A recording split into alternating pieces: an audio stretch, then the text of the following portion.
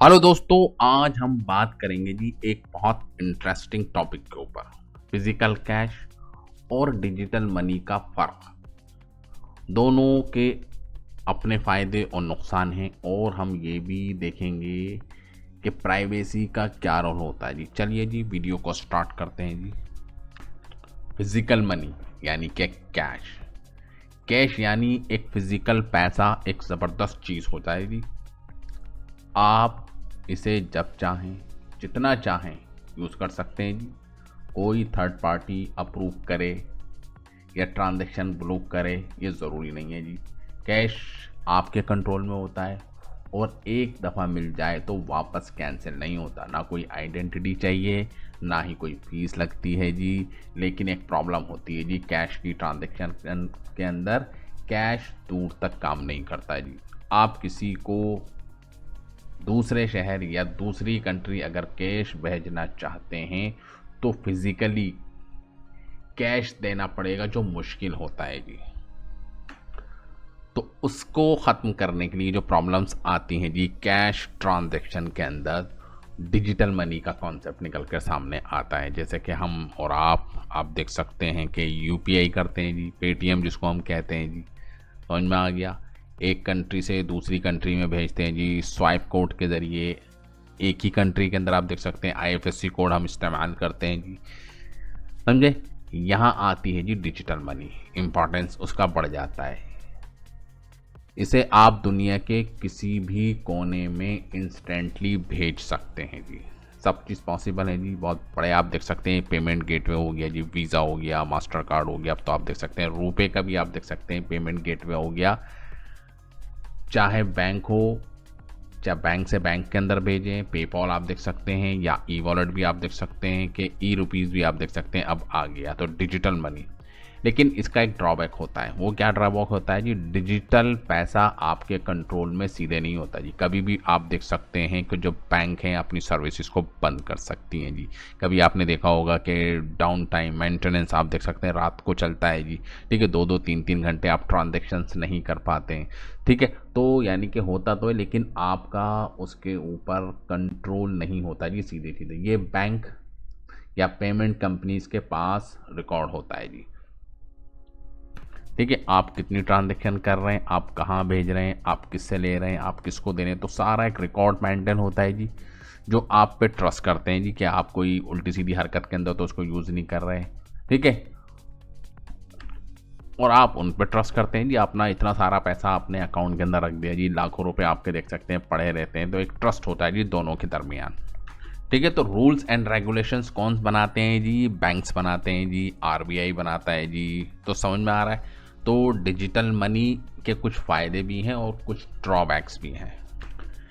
Cash क्या होता है जी? कैश एनोनिमस होता है। कोई आपका नाम या एड्रेस नहीं मांगता। कोई भी आप अगर ट्रांजेक्शन करने जा रहे हैं जी दुकान के ऊपर, ठीक है, तो आपने कोई चीज़ उससे ली तो बंदा आपसे ये थोड़ा ना मांगेगा जी आप अपनी आईडी दिखाइए जी मुझे, तब मैं आपको ये चीज़ दूंगा। ऐसा कुछ नहीं होता है जी। कैश के अंदर आपने पैसा दिए, ठीक है, और आप उसको लेकर आ गए जी।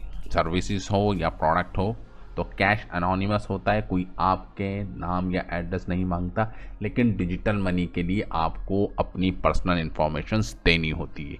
जैसे आईडी कार्ड हो गया, एड्रेस प्रूफ हो गया, या फ़ोन नंबर। इसका फ़ायदा क्यों होता है, ये सब चीज़ें क्यों ली जाती है? केवाईसी जिसको हम कहते हैं, इसका फ़ायदा फ्रॉड प्रिवेंशन में होता है। लेकिन प्राइवेसी कॉम्प्रोमाइज़ हो जाती है जी। ठीक है, पता चल जाता है जी किस बंदे ने किसको दिए और कहाँ से आए और कितनी ट्रांजेक्शन आप देख सकते हैं पूरे साल के अंदर वो मेंटेन करता है जी। समझ में आ रहा है जी डिजिटल मनी।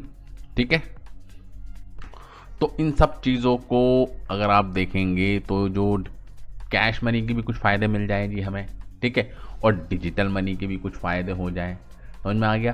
तो ये एक बड़ी डिबेट हो जाती है जी, क्या डिजिटल पेमेंट को भी कैश की तरह एनोनिमस होना चाहिए, और अगर हाँ तो कितना? तो ऐसे के अंदर आता है जी निकल के हमारा क्रिप्टो करेंसी यानी कि बिटकॉइन।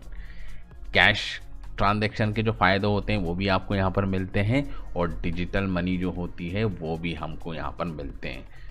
इंडियन रुपीज़ है वो डिजिटल मनी तो है, ठीक है, लेकिन उसके अंदर आपकी आइडेंटिटी, आपकी केवाईसी, आपकी सारी ट्रांजैक्शन आप देख सकते हैं कि बैंक को पता है जी, ठीक है, सारी इन्फॉर्मेशंस आपकी पता है कि आप कहाँ ट्रांजैक्शन कर रहे हैं, कैसे ट्रांजैक्शन कर रहे हैं। डिजिटल तो है लेकिन एनोनिमस नहीं है जी, गुमनाम नहीं है जी कहाँ से ट्रांजैक्शन हो रही है, कैश की तरह।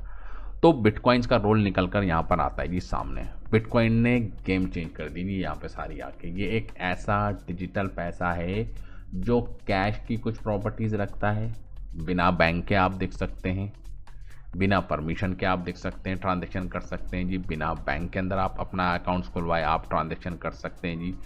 आपको बैंक के से परमिशन लेने की ज़रूरत नहीं कि हाँ जी ये सर्विस मैं यूज़ करना चाहता हूँ, मैं क्या आपसे परमिशन लूँ, ठीक है। आप अपने पैसे का कंट्रोल खुद रखते हैं जी। यानी कि डिजिटल होने के बावजूद आप फिज़िकल कैश जैसा फ्रीडम एंजॉय करते हैं जी बिटकॉइंस के अंदर।